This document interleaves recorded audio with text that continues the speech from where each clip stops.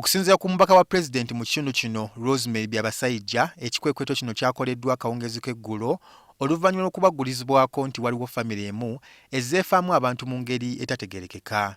Abakwatiddwa olw'empaka babadde balemye okugenda mu malwaliro nga baliyita ddogo kyokka okusinziira ku b'ebyobulamu babadde balaga bubonero bw'ekirwadde kino. Bano okukwatibwa babadde bava kuziika omuntu eyafudde mu ngeri etategeerekeka. Kati bwe tulabye abantu omusanvu okufa mu famire emu yokka naye ate n'abaliwo nga tebakkiriza ne tulaba nti kati ensi eyinza okuggwawo nga tutunula bwe tuti.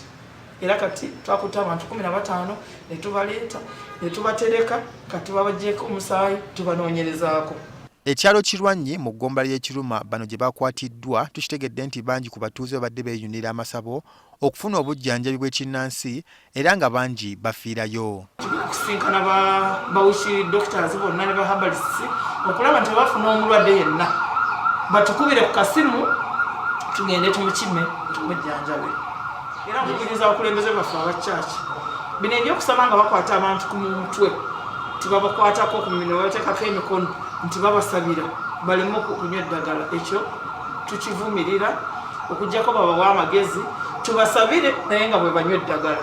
Mu ngeri y'emu waliwo akalwaliro akaggaddwa ku kyalo Kirungi mu West Division e Mubende oluvannyuma okukola ku balwadde abalina obubonero bw'Ebola nga waliwo n'omukyala eyafiiriddeyo ng'ava omusaayi mu nnyindo ne mu kamwa. Kati twagala buli takisi yonna actually nabo tugenda kukola enteekateeka tubasinkana batakisi nti buli takisi walina okubeera mu thermometer.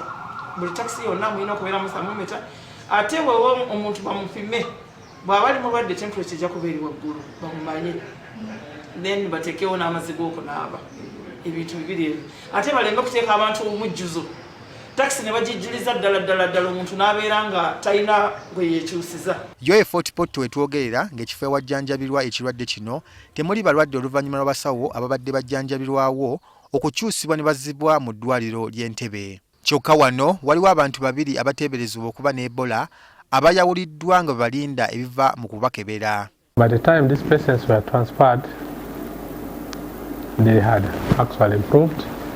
We had already tested them. The 3 of them had their tests turned negative, meaning that they had now improved. They were fit for discharge. While the other 2, their time for collecting samples had not yet reached, but they had improved clinically, really improved. Ab'ebyobulamu basabye abantu okusigala ku bwerinde n'okwanguwa okubategeeza ku bantu abalina obubonero bw'ekirwadde ky'Ebola.